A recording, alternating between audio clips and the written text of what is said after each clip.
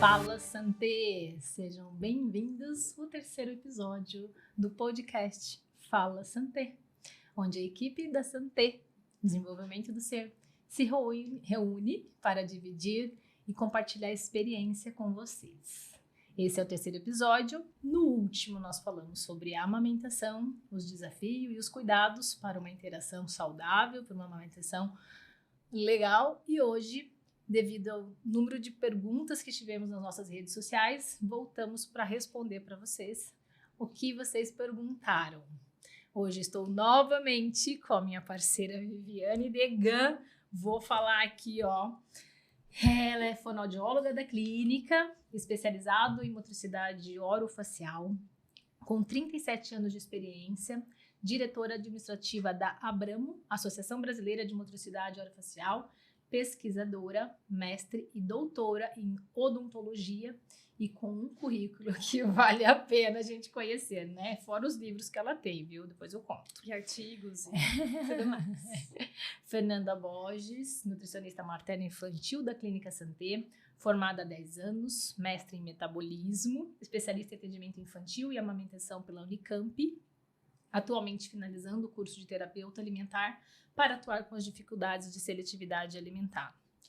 Eu, com um currículo não tão vasto como o delas, Larissa Ribeiro, fisioterapeuta, osteopata, especializada em pediatria, proprietária da Clínica Santé.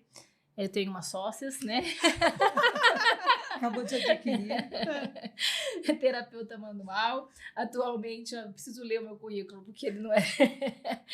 Então, eu fundei a Clínica Santé há 8 anos.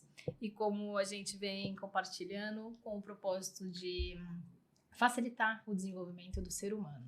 Então, esse podcast surgiu, né, com a proposta de trazer uma resposta e solução para as suas dúvidas. Continue com a gente, curta, compartilhe com uma mamãe que você sabe que está passando por esse período.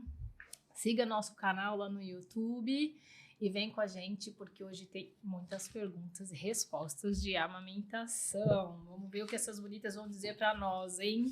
Será que vai ter pergunta para a tia Lari? Vamos lá, Fernanda, Lactente, pode fazer dieta para reduzir o peso? Pode sim fazer dieta. Aliás, até a amamentação é um período propício para gerar emagrecimento, perda de peso, né? A amamentação demanda muito, em torno de 500 a 800 calorias por dia para amamentar, o corpo precisa. Então, pode, desde que não seja muito rápido e muito peso. Porque se essa mãe está amamentando, isso pode sim prejudicar a produção do leite. Então, ela pode, mas com cautela. Com que idade a amamentação pode começar a atrapalhar a alimentação? Nossa, isso é legal, hein? Não é para atrapalhar. A amamentação não é para atrapalhar a alimentação da criança. E se isso está acontecendo, procura ajuda. Porque essa criança não está comendo corretamente? Ela está com alguma dificuldade sensorial? Ela está com alguma dificuldade de motricidade orofacial? Então, se ela está preferindo mamar do que comer, vamos investigar. Por que está acontecendo? Então, não é para acontecer, não é para prejudicar. Mas lembrando que o aleitamento materno ou a fórmula infantil é o principal alimento até 1 ano de idade, e depois do ano de idade já a alimentação tem que ser a base, e ainda até 2 anos o leite é o complemento dessa alimentação. Então, ficar de olho assim mais ou menos nessa idade, mas não é para atrapalhar. Então, o leite, ele vai fazer parte da alimentação da criança até os 2 anos. Sim. É o recomendado pelos nutricionistas. Sim. Legal. Até quando amamentar, né? É a pergunta. Segundo a Organização Mundial de Saúde, até 6 meses exclusivamente e depois até 2 anos de idade. Então, ainda é recomendada a amamentação. E eles recomendam, inclusive, que possa ser até mais de 2 anos de idade. Por pelo menos 2 anos de idade. Por pelo menos 2 anos de idade. Amamentar. Não é fácil, não. Não é fácil. O que é importante suplementar durante a amamentação? Precisa ser investigado. cada mulher vai ter uma necessidade diferente, mas precisa olhar pro ferro, pro ácido fólico, pro cálcio dessa mulher, e pro ômega 3. Então, tá atingindo isso via alimentação ou não? Se não, a gente precisa suplementar. Claro que vai ter individualidades. Eu pego no consultório muitas mulheres com deficiência de vitamina D, isso é muito predominante no Brasil, vitamina B12. Então, precisa avaliar. Mas se fosse para... o que aparece mais, então, é deficiência de cálcio, ferro, ácido fólico e ômega 3. Muito bem. Se eu precisar oferecer o meu leite para o bebê, sem ser no peito, qual a melhor opção? No caso, as crianças que vão para a creche. Que vão para escolinhas, né? Teria que ver a idade, qual a idade da criança. Se é uma criança que está com uma amamentação exclusiva, mas ela já tem ali uns 7, 8 meses de idade, é possível que a criança consiga tomar até mesmo no canudo. Ela consegue, a gente consegue fazer com que ela tenha essa habilidade. Agora, uma criança bem pequena, normalmente, o que nós vemos, as próprias escolas, elas fazem a recomendação pela mamadeira pela praticidade.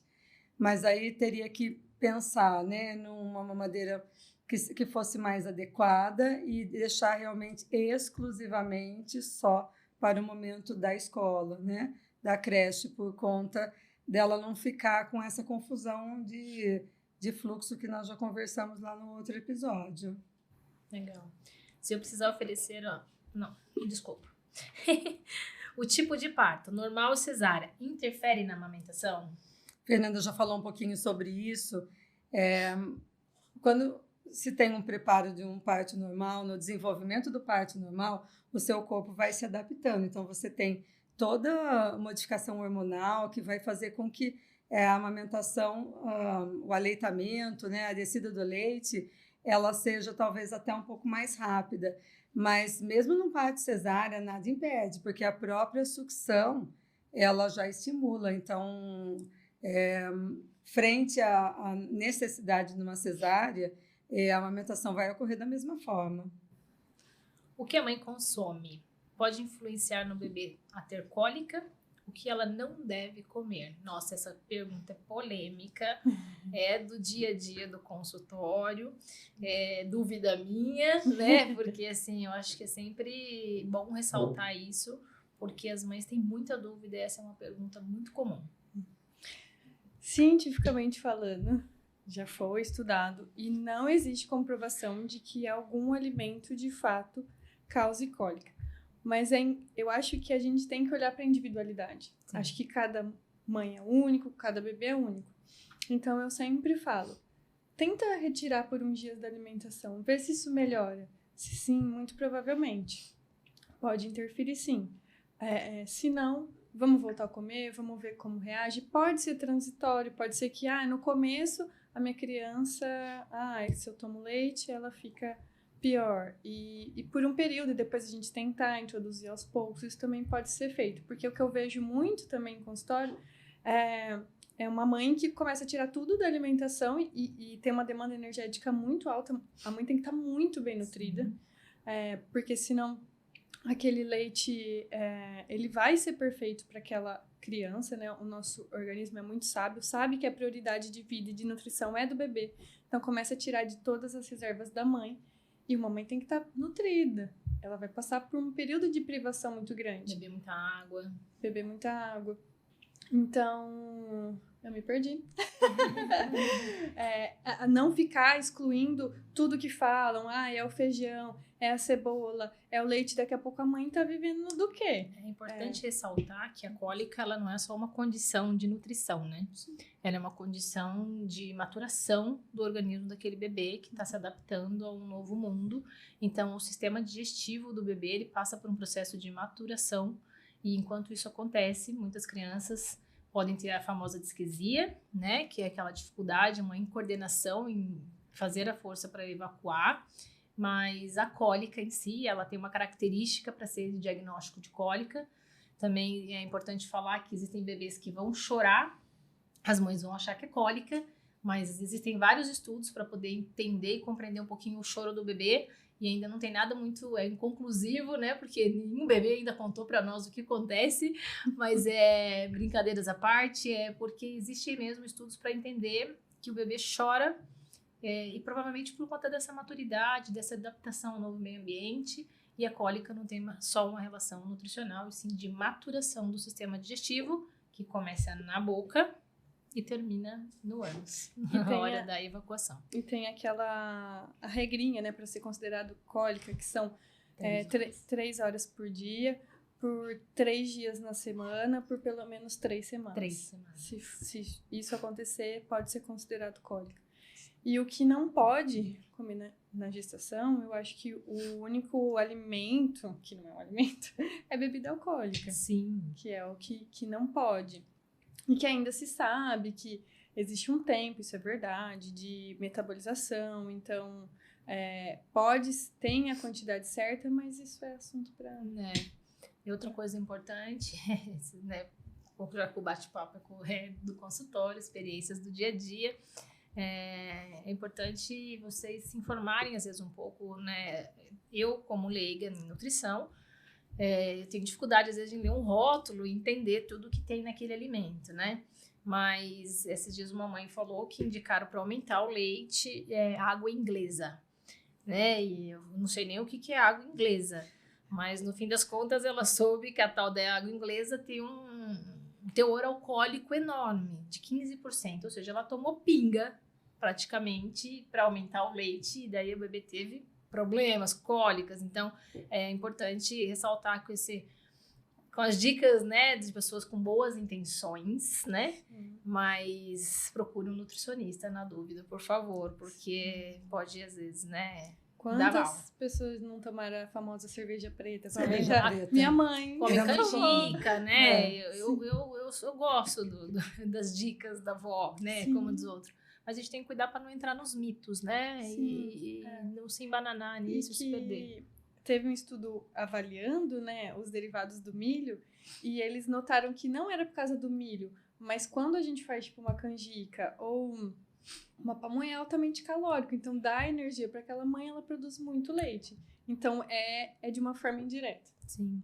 E tem o valor emocional do alimento também, né? Uma mãe me falou hoje que a comida, a canjica da mãe dela traz todo um afeto, um carinho, como se ela tivesse acolhida. Então, assim, quando a gente vai falar em maternidade, quando a gente vai falar em amamentação, a saúde mental da mulher, o acolhimento da mulher, dessa família, é de extrema importância. Talvez um dos cuidados mais relevantes a ser, né, olhado, assim, né? E é uma coisa que eu também sempre falo, que o alimento não é só para nutrir. Sim. É nutrir relações, a gente... Festas, sempre tem comida. Isso. Então, tem tudo a ver, é o abraço, é o carinho, com certeza. Perfeito. E por isso que ficar se restringindo, isso pode gerar um estresse. Que atrapalha a amamentação. Que é comum, eu observo isso nas mães com as crianças com APLV, né? Que as mães ficam bem restritas e por um propósito maior, que vai ser sempre apoiado por nós, né? Algumas resolvem desistir e tudo bem também, terá o nosso apoio, porque não é fácil, mas a restrição ela é bem complexa, porque ela sempre vai gerar um estresse. E falando em estresse, nós teremos episódios sobre estresse. Com a Marcela. É isso aí, vamos lá então, hein? Não sou mãe, mas tenho uma dúvida. Amamentar dói? Uau! Não deveria, né? Uau. Na verdade, nos primeiros momentos, tudo bem que é uma pele que não está acostumada a sofrer atrito, mas aquilo é transitório, bem passageiro, bem rápido. Agora, se ela continua mantendo dor para amamentar, aí sim teria que ver qual seria a causa. Muito bem. Que não necessariamente é a pega incorreta. Não necessariamente é a pega incorreta. Que pode ser diversos motivos. Pode ser, por exemplo, a anquiloglossia, que é o frênulo de língua alterado, uma incoordenação da criança, fazendo aqueles movimentos que são mais verticalizados e ela entra como se fosse mais uma mordida do que uma sucção. E isso faz um trauma grande na mama, fissuras, e isso dói. Uma mama muito cheia. Uma mama muito Que cheia. a criança fica rodando e não consegue abocanhar aquele mamilo. Tem diversas coisas aí. Diversos casos, mas não é para doer. Os torcicolos, mas não é para doer. Exatamente. Por que não preparar os mamilos durante a gestação? Isso é bom porque ainda existe muita dúvida sobre isso. De passar bucha no peito, né? De tomar sol. Só eu tomei sol, hein? E aí? Banho de luz. Preparou? Não posso te dizer isso, mas... A gente tem diversas pesquisas dizendo que isso não interfere. E também pela questão que a própria fisiologia da gestação já vai preparar o peito para isso. Tem mulheres que percebem umas bolinhas que vão crescendo em volta da areola, que isso é como se fosse umas glândulas para lubrificar aquilo. Aquilo não. A areola, o peito para a criança. Então, a própria gestação já vai preparar. Então, não tem essa necessidade. Eu acho que era mais uma questão do atrito, né? Uma dessensibilização. Mas não é necessário. Não, e que às vezes pode até machucar. Pode deixar aquela pele mais fina. E não é esse o intuito. A gente não quer. Vai calejar. Não, não vai. O que vai calejar é mamar. Exato. Meu mamilo é invertido. O que fazer? Gente, essa pergunta é bem comum também. As mães que têm um mamilo invertido ou que não têm mamilo já entram na gestação com medo de não conseguir amamentar por conta disso. E a própria gestação prepara pelo crescimento da mama. Pode ser que até o fim da gestação esse bico não será mais invertido. E tem intervenções que faz na hora da mamada. Tem a técnica da seringa, de puxar, fazer com que esse mamilo saia, esse bico. E tem até de passar gelo, e aí ele sai. Então tem algumas coisas. E também é importante lembrar que o bebê não precisa mamar o bico. Ele facilita. Ele precisa mamar a areola. Então ela tem que estar bem molinha.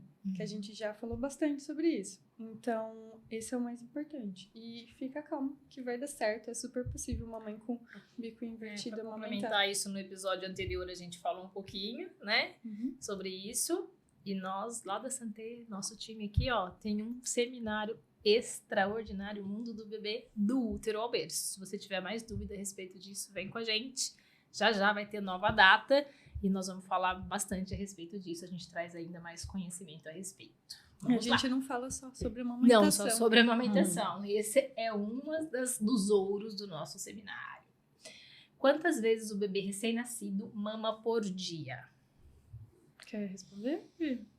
Depende, é livre demanda, né? Vai depender da condição dele. É uma criança que tá coordenando bem, tem os movimentos de sucção bons, ele consegue fazer uma ordenha boa, com isso ele fica mais saciado e ele tem uma mamada, um intervalo entre mamadas mais longo ou não. Então vai depender muito exatamente da criança em questão. Não dá para a gente colocar assim quantas mamadas por dia. A questão é livre demanda mesmo, quantas necessárias. De mamada também tem relação com a demanda. O tempo de mamada, às vezes, nos diz que pode ser alguma dificuldade, principalmente nesse período que já ali depois dos 30 dias. Então, uma criança que continua mamando por um período muito longo e fazendo pausas curtas, essas devem ser investigadas. E até se existe um protocolo, tipo, 8 mamadas no dia, 12, não é livre demanda. Exatamente. Se Desculpa. for tabelado, não é livre. Desculpa aí, voltando. Pra não deixar a Vivi sozinha, que no último episódio foi ela que tossiu, dessa vez fui eu. Quais os sinais que o bebê está mamando bem? Geralmente, quando você tem um bebê que acabou de mamar, eles até mudam o comportamento, né? A mãozinha abre, eles ficam mais relaxados. Muitas vezes eles dormem e tem uma mamada, uma pausa entre as mamadas mais longas, isso é um sinal de que tá ganhando peso, Tá se desenvolvendo bem. tá se desenvolvendo, tá fazendo bastante xixi, Sim, né? lembrando que mais que 6 horas sem fazer xixi é um alerta importante. Nossa, Procura legal falar isso. ajuda, procura ajuda. Não pode ficar mais do que 6 horas sem fazer xixi. Importante isso, hein, gente? Grava isso, hein, pelo amor de Deus. Precisa alternar as mamas? Não necessariamente. Eu acho que vai depender do bebê e vai depender da mamada. Se você tá ali dando o peito, começou por esse, e aquele bebê ainda tá agitado, parece que tá querendo mais, solta, você pode tentar colocar no outro peito e ver se era isso. Então, não necessariamente. Por experiência própria, eu tinha 2 peitos e 2 crianças, cada uma mamava num peito, não dava pra alternar. Então, não necessariamente. Acho que vai depender de alguns fatores. Qual peito deve iniciar a nova mamada, né? No caso da mãe que tá com o filho, sempre vai ter esse intercalando. Sim, se eu comecei no peito esquerdo, por exemplo, a mamada, na próxima eu vou no direito. Se eu comecei no esquerdo e mamou o direito, na próxima eu volto para o esquerdo. Sempre existe uma alternância, então. Sim, sempre. Importante isso, né? Como interromper a mamada? Então, eu vou falar como não interromper a mamada. Não puxando a criança da mama, porque ela está fazendo sucção. Quando ela está sugando, tem uma pressão ali intraoral, uma pressão negativa importante, e ela não vai sair fácil. Então, o ideal é quebrar essa pressão. Então, tem que entrar um arzinho ali dentro. Como é que pode ser feito? Às vezes, puxando a criança aqui pela bochecha, soltando aqui o cantinho do lábio para entrar um pouquinho de ar, e aí é mais fácil de soltar. Ou até mesmo colocando com o próprio dedo ali na região da bochecha para conseguir depois tirar a mama. Mas nunca puxando. Dói demais. Costuma doer. O que devo fazer quando o meu peito estiver muito cheio e o bebê não consegue sugar? Você falou um pouquinho disso o que a gente falou no episódio 2. Sim, o que a gente falou no episódio anterior. Precisa fazer massagem e depois a extração, a ordenha de alívio, que a gente fala pra gente liberar essa areola para o bebê conseguir mamar de forma efetiva.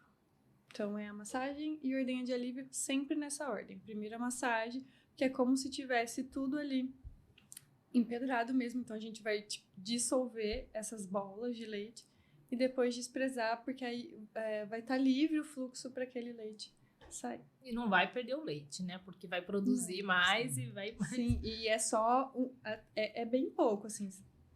Umas na ordenha manual, que depende muito.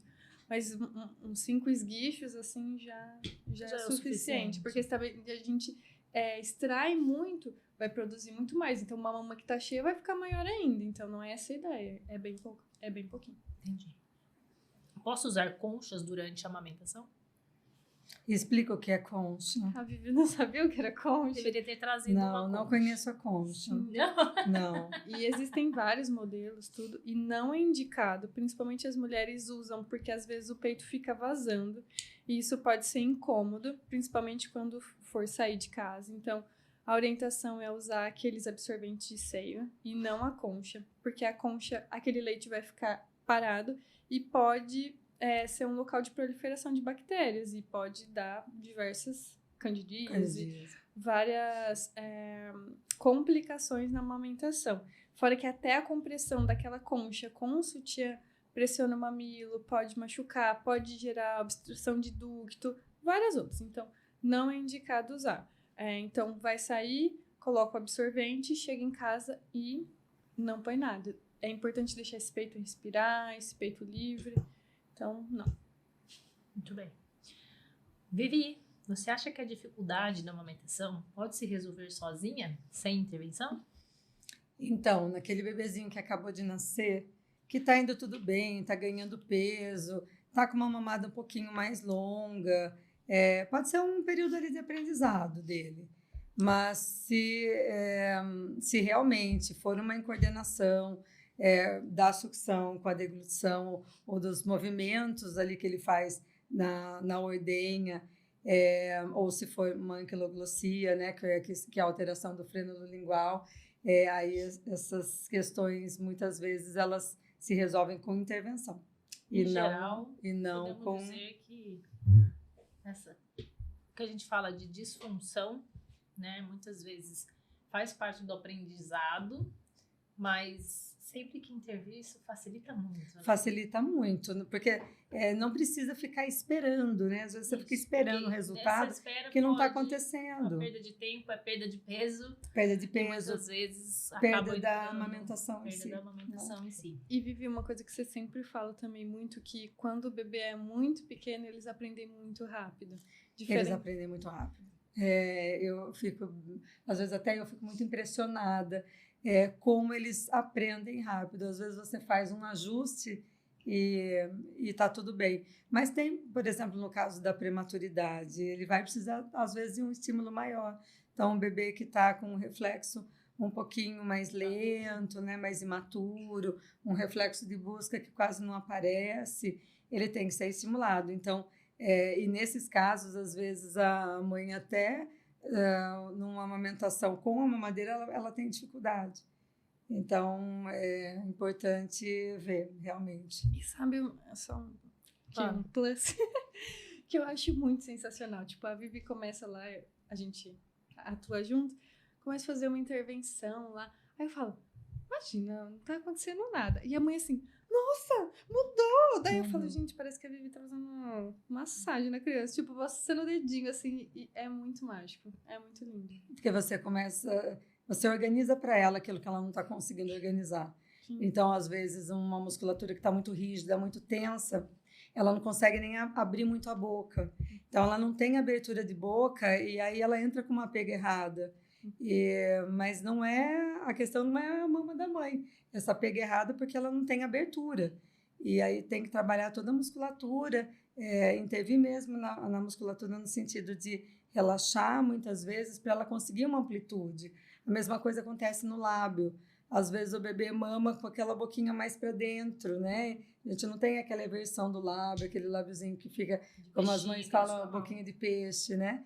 Ela não consegue chegar nisso. E às vezes você tem que liberar a musculatura para ela conseguir. E é rápido.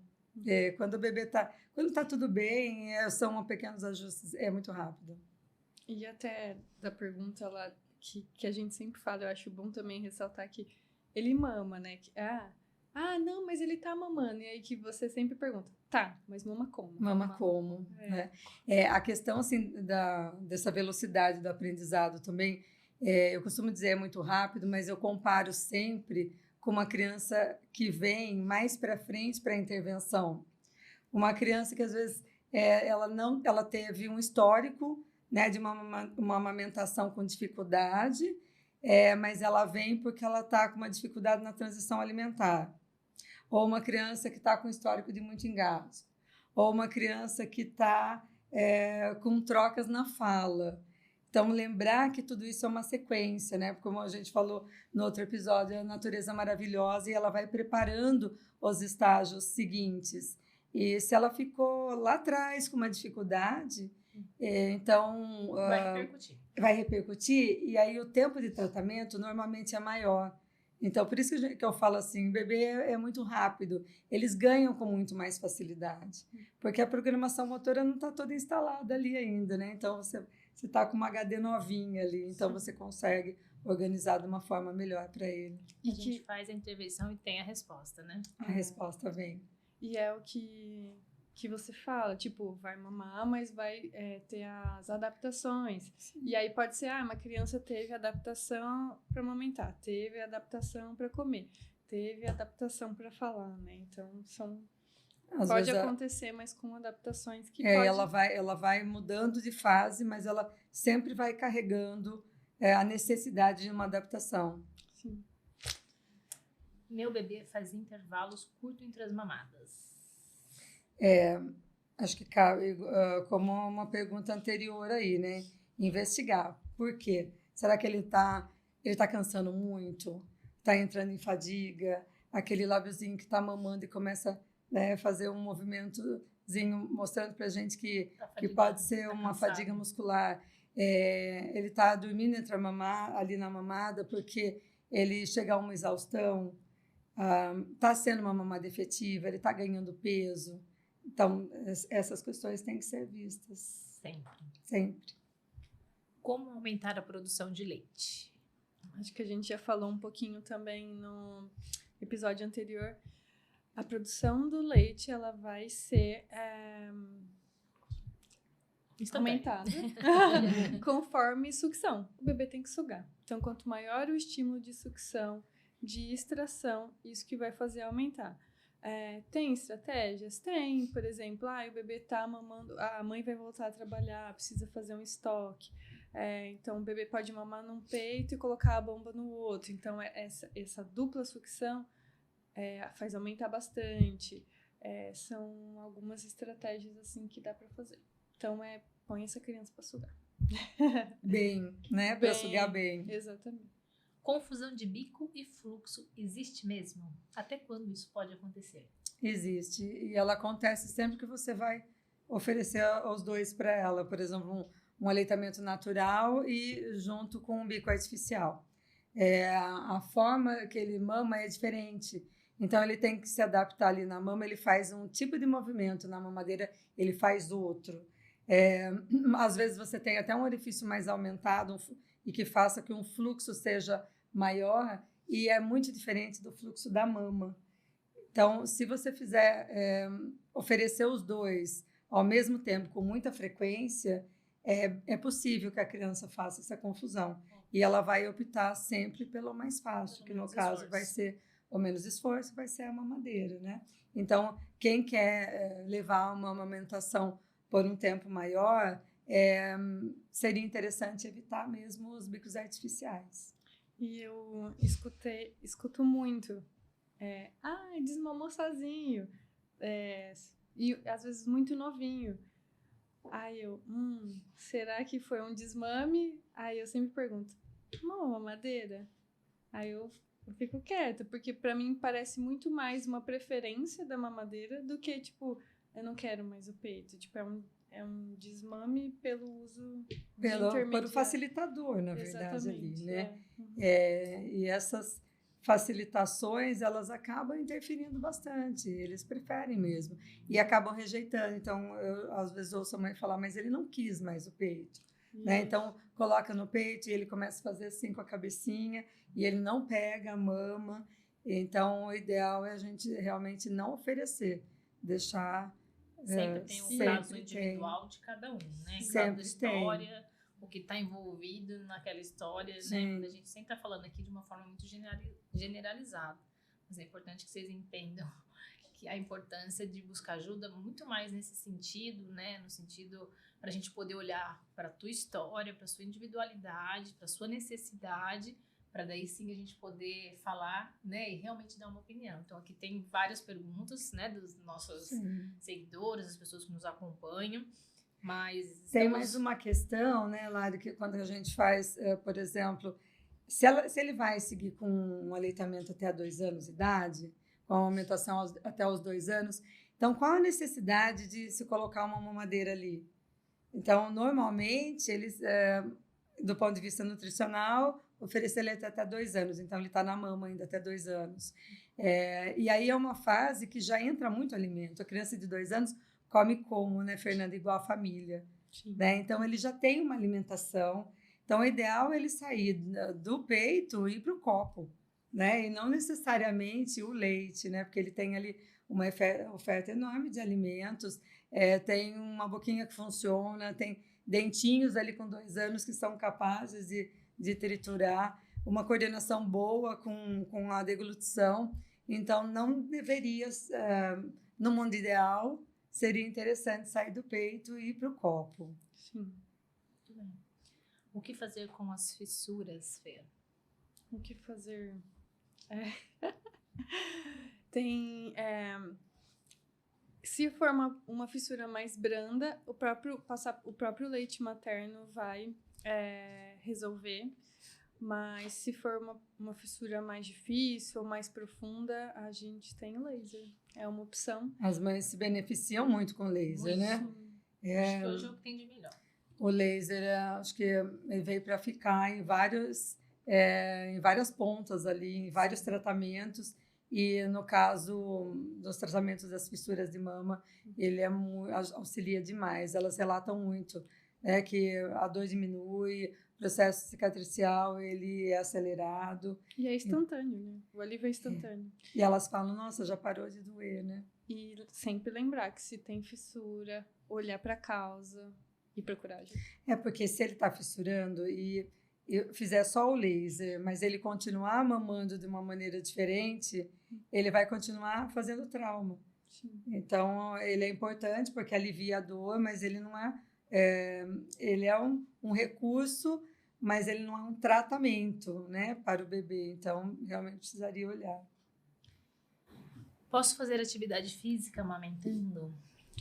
Pode, mas existem alguns cuidados, então pode ser desconfortável uma mama com leite, então ficar fazendo atividade física, então um top com uma compressão média, porque também se for muito intenso pode diminuir a produção de leite ou obstruir algo ali e machucar, e tomar cuidado com exercícios físicos muito intensos que gera a produção de ácido lático, né, no nosso corpo e modifica o sabor e a criança às vezes rejeita, então, mas pode sim, não é contraindicado.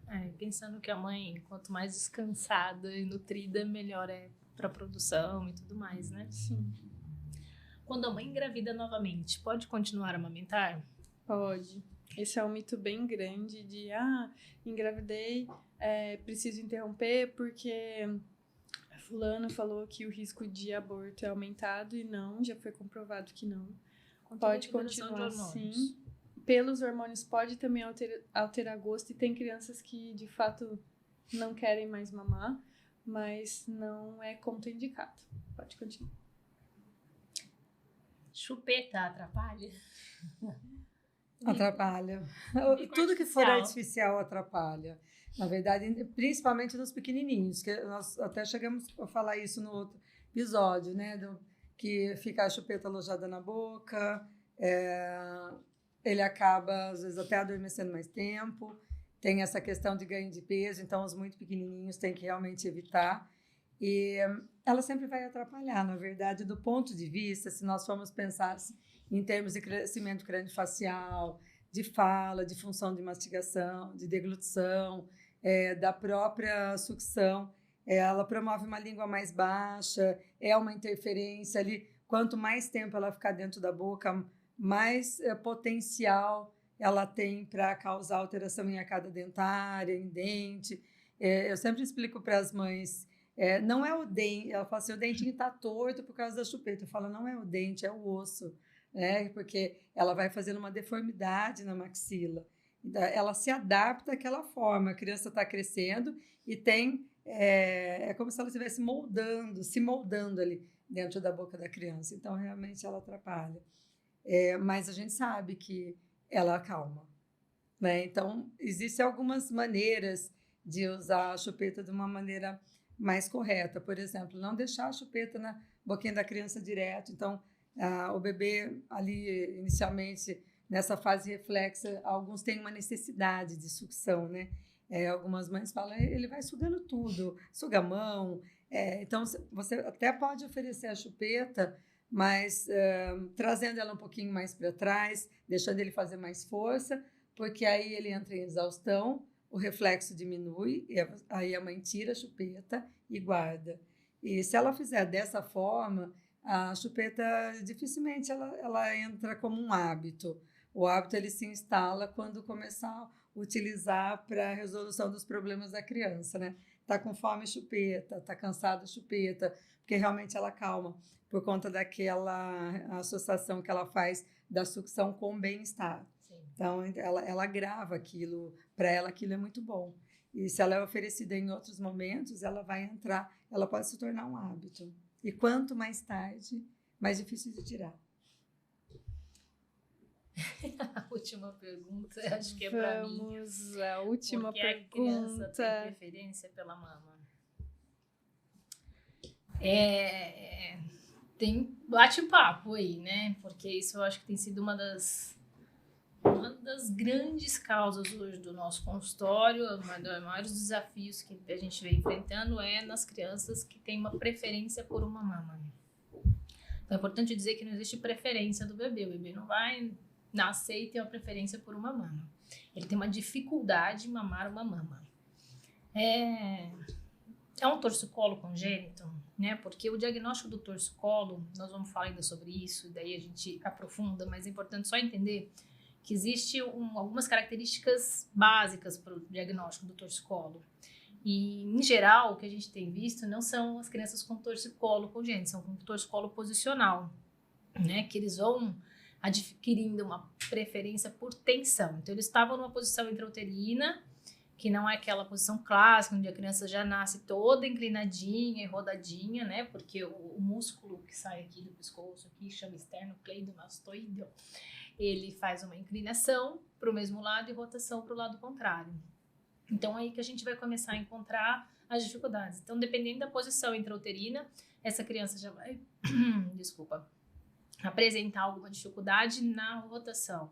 Então, essas crianças que têm um torcicolo posicional, que ele vai piorando conforme os dias vão passando, né, Vivi? Essa criança não são os recém-nascidos que chegam com essa dificuldade, né? Por isso que às vezes a gente acaba fazendo a intervenção um pouquinho mais tarde, porque o recém-nascido ele mama várias vezes, né, com aquela demanda enorme, mas ele ainda usa pouca força, porque ele ainda, né, é bem imaturinho, o reflexo ainda é bem presente, ajuda ele nessa função inicial. Então, na hora que ele começa realmente com a demanda muscular, que todas essas forças precisam estar trabalhando com mais intensidade, e a demanda de leite também aumenta, porque ele precisa de mais leite, é a hora que a gente começa a visualizar mais isso, e daí vai dificultando. Então, tem o torcicolo congênito, que a criança já nasce, então teu filho nasceu com o pescocinho tortinho, inclinadinho, busca ajuda para ontem. Né? Agora, essas dificuldades que vão apresentando, nossa, mas parece que ele tem uma preferência, tem uma dificuldade, ou dói mais uma mama. A Vivi sempre fala, das duas mamas machucando, dói nas duas, a gente olha mais pro freio, que é a língua, é a condição biomecânica, né? É o movimento que está acontecendo. Quando a gente vê uma preferência por um lado, está muito mais na região cervical, ali na cintura escapular.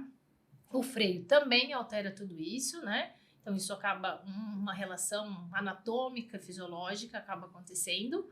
Também vai ter papo para frente aí, para novos episódios, mas por hora é importante vocês entenderem. Na dificuldade ou machucando mais uma mama, é porque essa criança está com uma tensão a mais e precisa de intervenção o quanto antes. Né? A criança, ela vai, como a gente falou, começa com os reflexos, então às vezes no início é uma demanda pequena, assim, ele mama várias vezes, mas ele não precisa de tanto esforço. E daí, ou ele fadiga rápido, e daí conforme vai aumentando a demanda, ele precisa sugar mais, as forças musculares vão gerar tensão, vai repercutir na boca, né, Vivi? Hoje a gente pegou um bebê assim, onde a tensão da cervical já estava interferindo na boca, a gente não sabe onde começou aí, a Viviane vai agora avaliar para realmente saber, né, concluir de fato onde começou essa tensão, mas o que de fato acontece é que uma coisa está sempre interferindo na outra e tem sido um caso corriqueiro hoje, né? Nós somos cadeias musculares, né? Sim. Nós não somos bocas isoladas, cervicais isoladas, não. E a gente tem uma repercussão, até nem falando de bebês, a gente tem repercussões em adultos por conta de padrão respiratório. Uhum. Então, nós somos... uma coisa está ligada na outra, né? Isso. Músculos são solidários, quando alguém não trabalha, o outro vem para ajudar e as acomodações vão acontecendo. É papo para manga. E aí, o que eu diria? O nosso próximo episódio eu te convido a vir com a gente. Será sobre torcicolo congênito e as suas repercussões no corpo do bebê, os desafios que as mães aí, que os bebês com torcicolo têm enfrentado e como a gente pode te ajudar de alguma forma, tá? Vem com a gente, compartilha esse vídeo, segue o nosso canal lá no YouTube e vem com a gente que nos próximos episódios ainda temos muita informação para trazer. Eu ia finalizar também pedindo para compartilhar. Eu acho que, como a gente falou no outro episódio, que conhecimento é muito importante para o sucesso da amamentação. E eu escuto muito isso em consultório. Inclusive, essa semana, uma mãe falou para mim: eu jurava que a amamentação ia correr naturalmente, que era só botar no peito e tá tudo bem. E a gente escuta bastante isso. E não necessariamente é algo fisiológico, mas não necessariamente é um instinto que todo mundo sabe. A mãe e bebê estão aprendendo e às vezes encontram alguns desafios por aí. Então, curtam, compartilhem. É por isso que estamos aqui, né? Exatamente. Para trazer esse conhecimento e para facilitar esse processo. Isso. Agradecemos aos nossos apoiadores, Yuzu Boutique, Joias Degan. Muito obrigada mais uma vez por nos apoiar. E você está convidado para o próximo episódio Fala Santé, torcicolo congênito e suas repercussões no corpo do bebê. Santé! Santé.